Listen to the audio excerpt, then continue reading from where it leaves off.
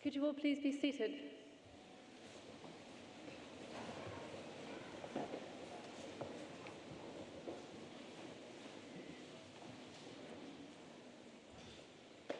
Vice-Chancellor, award holders and guests, I am delighted to welcome you all on behalf of the Governors of London Metropolitan University to this awards ceremony.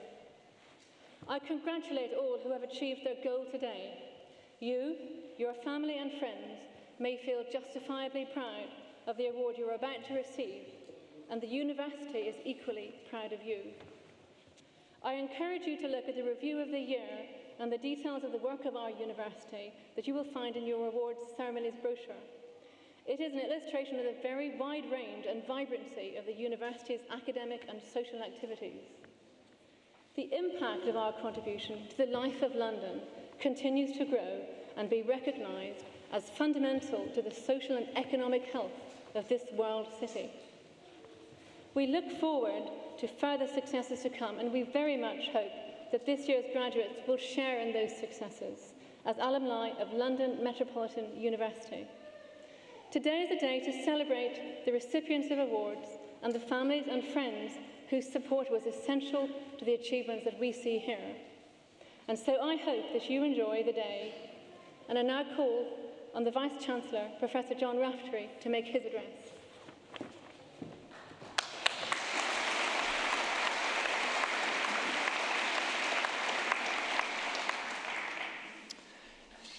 Eminent guests, graduates, families and colleagues and friends of London Met, welcome. Dear graduates, this is your day of celebration.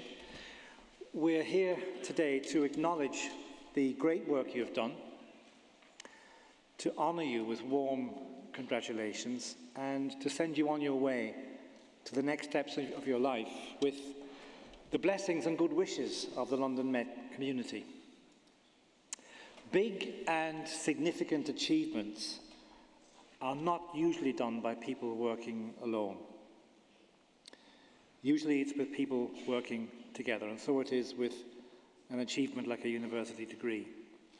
You have collaborators, friends, family. They may have given you courage when you were facing fears, or helped you pick yourself up after a setback, or maybe they were earning and paying bills while you were a student. So on your behalf, I want to acknowledge and thank all of those with you here today, your supporters, friends and families, and also my colleagues sharing the platform with me, all of whom have played some part in helping you to be here today celebrating your achievement. But dear graduates, you deserve individual credit because each and every one of you who is here today is here through your own sustained hard work. You have pushed yourself and put yourself forward to be tested. Success was not inevitable. You've needed to take a risk of failure. You've needed to develop certain qualities of character and mind to achieve all of this. These qualities, empathy, rigor, the capacity to solve problems, the capacity to think independently, to listen politely and seek to understand opposing views. These qualities and skills, they change how we see ourselves, they change how we see the world, and they change how the world sees us too. And with these skills and qualities, you're empowered to seek out new horizons and new opportunities with confidence. Confidence that you can contribute, with the knowledge that you are ready, that you can overcome challenges and unexpected setbacks. There will be setbacks. That's the power of a London Met education. That's the power represented in the certificate you will receive today. And thinking about new opportunities and new developments, let's think about the School of Computing and Digital Media, which this year launched a new cybersecurity research centre. The principal aim of bridging the link between academia and industry. And it seems that rarely a week goes by without a news story on cyber attacks making headlines. And this centre will place London Met at the heart of our response to this emerging security challenge. And I just cite this as one example of this university meeting the needs of our time. Over the years, since 1848, the founding of this institution, some graduating classes have found themselves here in relatively easy times. Others have graduated at times of extraordinary difficulty during wars and recessions. Those graduates were called on to special and unselfish kinds of sacrifice. Indeed, some fought and died for their country. Others faced years of recession and challenges to find meaningful and well-paid work. Today we are not in the worst of times, but also perhaps not the very best. In 2017, as you graduate, we're in times of considerable uncertainty as this country faces its biggest constitutional challenge in decades, with a polarised politics, and if the Brexit discussions over the next 18 months do not go well, we have the shadow of possible economic hardships ahead. I hope that one of the things you've learned while with us here is the value of having a core purpose, a higher purpose, beyond short-term transaction or personal advancement. Whether it's to give the very best customer service, or make the most beautiful product, or find the most elegant solution to a technical problem. Similarly, in our personal lives, being a parent, for example, it's about much more than just paying the bills, the transaction. I mean, that does help, obviously. It's actually about also the many acts of love and sacrifice it takes to raise and educate a new human being. This is having a higher purpose. It's what I mean by living well, or living a good life. As Seneca said about life, it's not about how long it is, it's about how good it is. And as you graduate now, in 2017, you have the opportunity to do your part to create a better future for your families, for your communities, and for your country. Do not be discouraged by dark clouds gathering, but keep also a sense of perspective on the huge advances we've made if we look at the long sweep of time. We're all living longer, healthier lives today. Adult literacy has never been higher. Infant mortality never lower. We have fewer people in absolute poverty than ever before. And there has never been a bigger proportion of population with access to information and education. There's never been a bigger proportion who can make it all the way to university.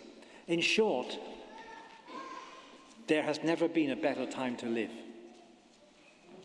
Each summer, for the past 3 years, I have said, standing here, this summer, London Met recorded its highest ever graduate employment score. And I do that again now. This year, the recently released figures tell us that more than 95% of last year's graduates were in employment or further study. Very good.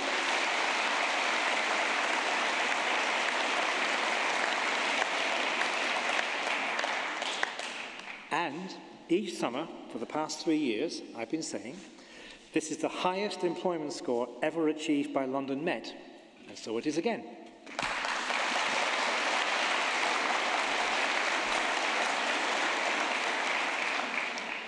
This is great news for our students and for our graduates, and that result stands as a fine testament to the quality of people we work with. That's you and you.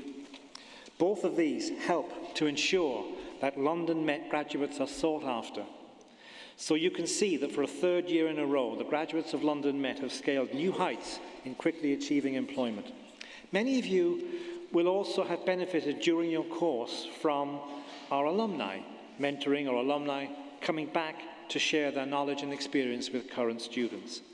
And graduates, I urge each of you now also to become an active member of the Alumni Association, to give back to future students and keep in touch with the university. They will appreciate it. If graduates, if you are looking for employment, we can help you. You can continue to use our fine careers and employability service for the next 3 years, and I urge you to do so. They are really good at what they do, and they love working with you. And staff from Alumni and Careers are in the foyer today. So do go and see them and see how the university continues its commitment to you, to working with you, to help you to get ahead. So, in these last few minutes before you receive your certificate, graduates, let's take a quiet moment to reflect, and I want you to ask yourself some questions. Ask yourself this: what is my core purpose? What's my higher purpose? Ask yourself this: when my story is written, what would I like people to say? And ask yourself this: what will be my contribution to my family, to my community, to my profession, and to the world around me? Graduates, we have endeavoured to give you transformative experiences and an understanding of the value of learning. That is what we do. You have been amazing. The whole university celebrates with you. We are proud of your achievements. But there is more to do, and today marks a new beginning. In conclusion, I call each of you to action, to go out from this place with our best wishes and to work actively towards living a good and generous life. Thank you.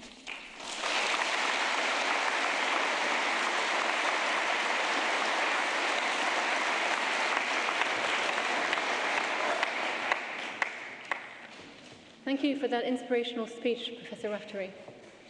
I now call upon Mr. Peter Garrett, University Secretary and Registrar, to propose Dr. Max Short for the award of Honorary Doctor of Technology.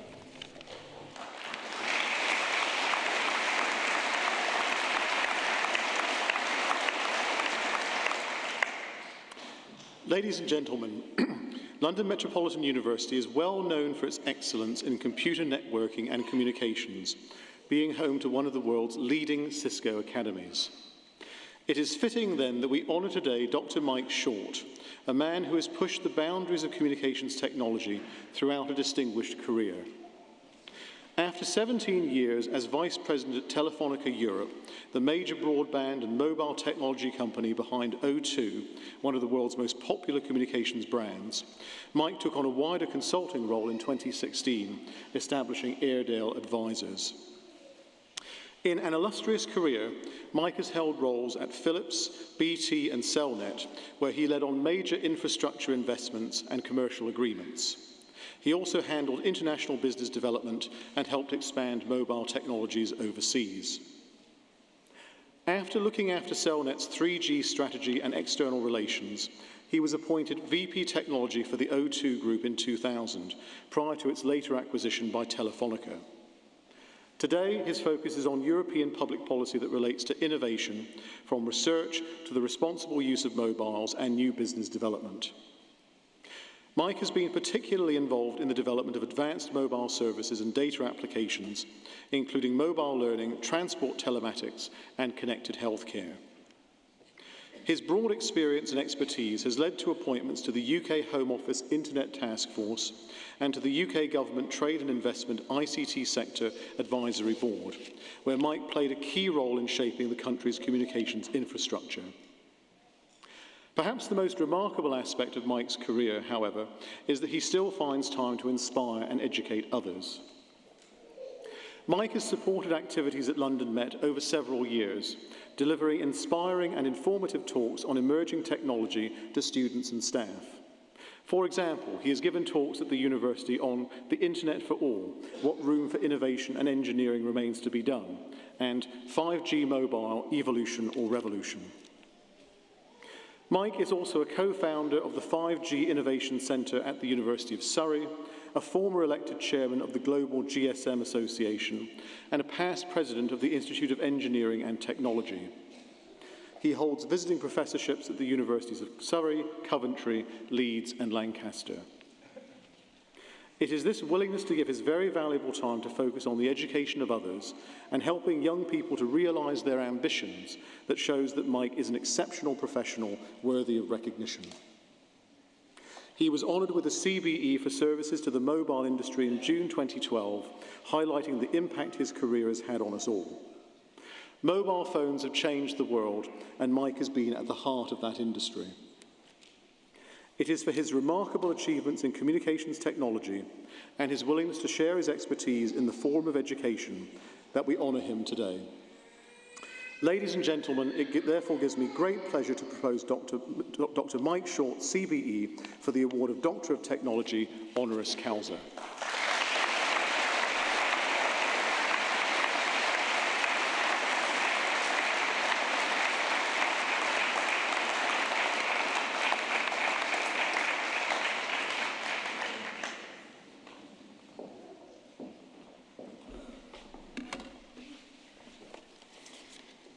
Good afternoon, ladies and gentlemen. It's a great honour to be here amongst all you parents and students who've put in so much hard work together to be here today.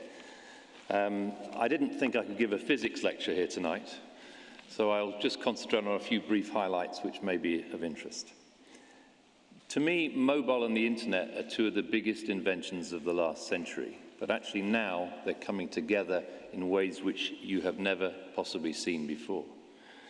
One only needs to look at some of the numbers to see how huge it is. 7.9 billion mobile devices connected, 3.8 billion smartphones, 3.6 billion internet users, 1 billion websites. But that shows there's so much more to be done.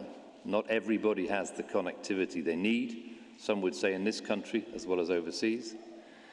In addition to that, some of the services we're beginning to see generated are way beyond my wildest expectations when I graduated many years ago. Just imagine 150 billion emails per day, 7.2 billion YouTubes viewed every day, YouTube videos viewed every day, 42 million photographs uploaded to Instagram every day, even before you get into Snapchat or some of the other services, and 3.2 billion Google searches every day. I think these figures illustrate what a huge opportunity in terms of innovation graduates from this university have, because mobile and the internet now together can do so much more everywhere as more and more services are created. It's strange to think that only the Apple smartphone is 10 years old this month. And just imagine what you could not do before the smartphone came along.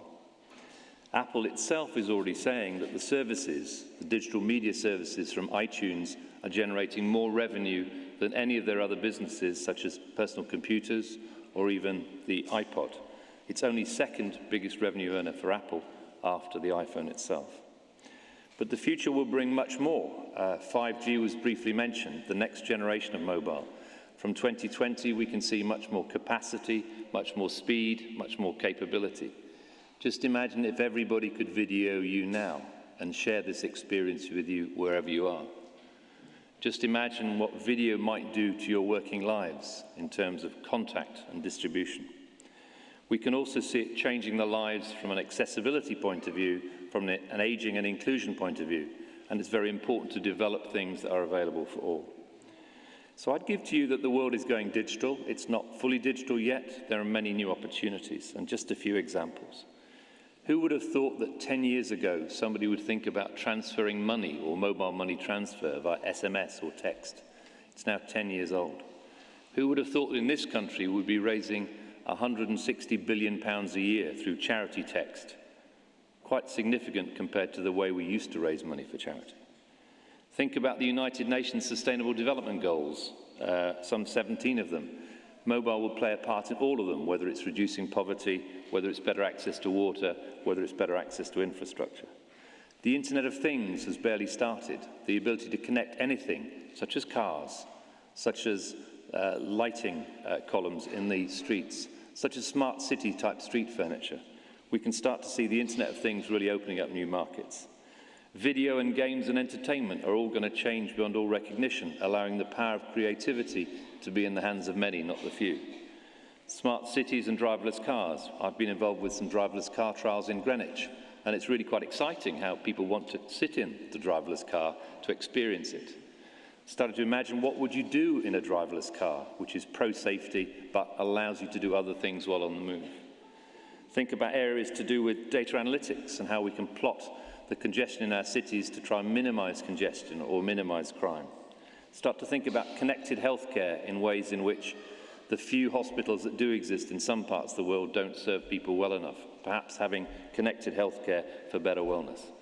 These opportunities are in your hands, so I'd like to just close by saying thank the people next to you, the parents, the guardians who've helped you get here. Thank the tutors and lecturers who've helped you on the way, because if you don't thank them as you're on the way up, some of their memories may disappear in time, but don't lose those memories. Keep those memories with you. When I started out after my degree, the opportunities were nowhere near as plentiful as they are today. So I would suggest just go out and see what you can do. Go out and be bold. Go out and think about how you can make a difference to this world. And thank the people along the way for all the attention they've given you. Thank you.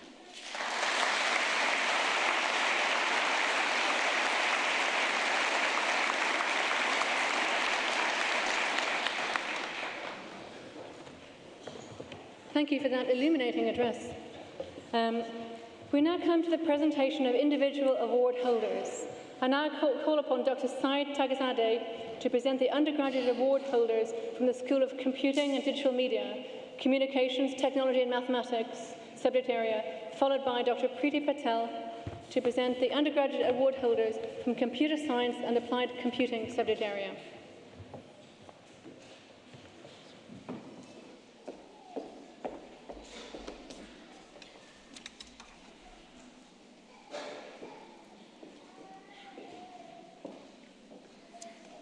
Presiding Officer, Vice-Chancellor, distinguished guests, graduates and their guests. This afternoon's ceremony continues with the award holders from the School of Computing and Digital Media, Communication, Technology and Mathematics subject area. The first of these awards for BN's Computer Networking, Omar Dambeli.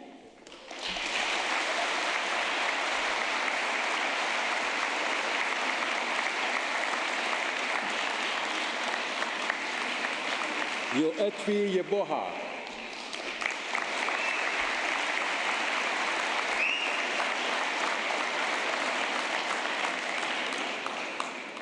And finally, Tahsin Habib.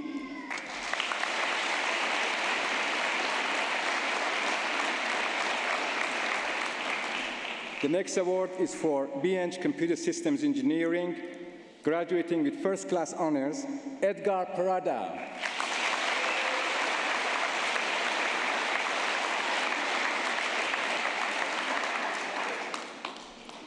GASSIM Abdul Rahman Mohammed.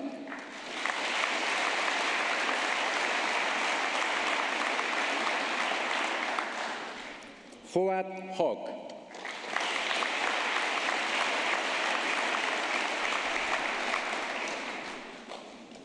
Zishan Sayed.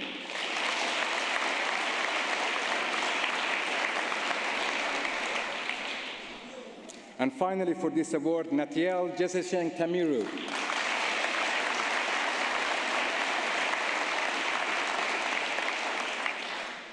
The next award is for BEng Electronics and Communication Engineering, graduating with first-class honors, Aikena Vincent Chukwuka.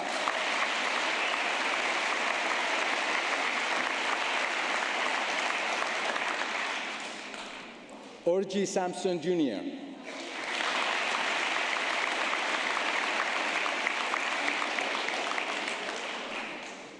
Ahmed Alderdiri.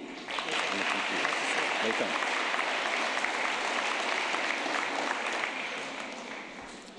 Espiridon Gamenos.